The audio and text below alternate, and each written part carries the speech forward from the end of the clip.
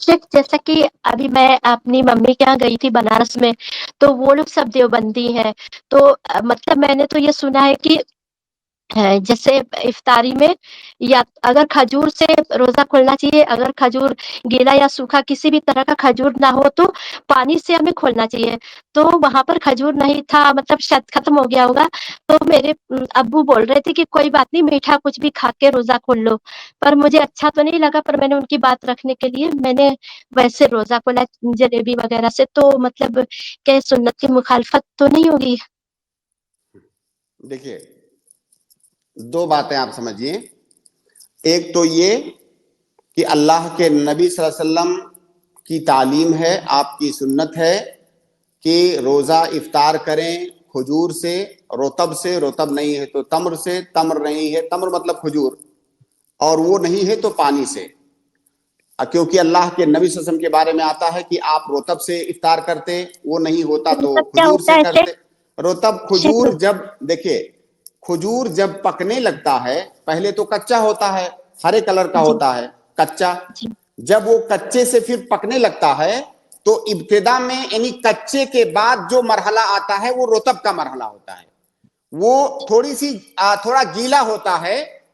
اب جیسے جو ہندوستان میں آپ کھجور دیکھتے ہیں اس کو تمر کہتے ہیں، اس سے پہلے کی ایک شکل ہوتی ہے اس کو رطب کہتے ہیں.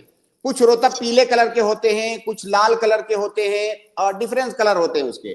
تو بہرحال سوکھنے سے پہلے جو شکل ہوتی ہے کھجور کی اس کو رطب کہتے ہیں. وہ عام طور سے ہندوستان میں ابھی تو بڑے شہروں میں وہ ملنے لگا ہے، بہت سارے لوگ اس کو امپورٹ کر کے یہاں پہ بھی بیچتے ہیں. لیکن بہت سارے لوگوں نے شاید اس کو نہ دیکھا ہو جو عرب کبھی نہ گئے ہوں. لیکن وہ کھجور کی ایک شکل ہے جو سوکھنے سے پہلے والی شکل ہوتی ہے، اس کو رطب کہتے ہیں. تو اللہ کے نبی صلی اللہ علیہ وسلم رطب سے افطار کرتے، رطب نہیں ہوتا تو کھجور سے یعنی سوکھی کھجور سے، اور اگر وہ نہیں فحسا حسوات من الماء تو چند گھونٹ پانی پی لیتے. تو یہ سنت ہے اللہ کے نبی صلی اللہ علیہ وسلم کا کہ یہ سنت ہے کہ رطب، کھجور اور پانی. یہ دلیل کیا ہے کہ یہ سنت ہے؟ دلیل اس حدیث کے اندر دلیل یہ ہے کہ یہ ترتیب کے ساتھ بتایا گیا. یہ جو ترتیب ہے یہی اس بات کی دلیل ہے کہ یہ سنت ہے. ورنہ تو کہا جاتا کہ کھجور سے کھولو، پانی سے کھولو، اس سے کھولو. ترتیب بتایا گیا کہ اگر پہلے اس سے، یہ نہیں ہے تو اس سے، یہ نہیں ہے تو اس سے. اور یہی ترتیب قرینہ ہے اس بات کا کہ یہ عادت نہیں ہے بلکہ عبادت ہے، یہ سنت ہے.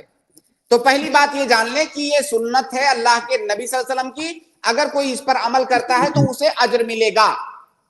دوسری بات آپ نے کہا کہ کیا یہ سنت کی مخالفت تو نہیں ہوئی؟ دیکھیے، ایک ہوتا ہے سنت کی مخالفت کرنا، ایک ہوتا ہے کسی سنت کو ترک کر دینا. دونوں الگ الگ چیزیں ہیں. یہ مخالفت نہیں ہے. آپ نے مخالفت تھوڑی کیا، آپ نے تھوڑی کہا کہ بھائی یہ سنت نہیں ہے میں اس کو نہیں مانتا. یہ مخالفت نہیں ہے. ایک سنت عمل ہے، آپ نے اس کو ترک کر دیا. سنت کو ترک کرنے پر گناہ نہیں ہے. آپ کو جو اجر ملنے والا تھا اس پر عمل کرنے سے، وہ اجر آپ کو نہیں ملے گا. آپ کو اس بات کا اعتراف ہے، ایمان ہے اس بات پر کہ وہ سنت ہے، لیکن آپ نے اس پہ عمل نہیں کیا. تو یہ سنت کی مخالفت اس کو نہیں کہیں گے. آپ نے اس سنت کو ترک کر دیا، اس کا اجر آپ کو نہیں ملے گا. ہاں، اگر کوئی کہتا ہے کہ نہیں میں اس کو نہیں مانتا، یہ سنت نہیں ہے، یہ مخالفت ہے.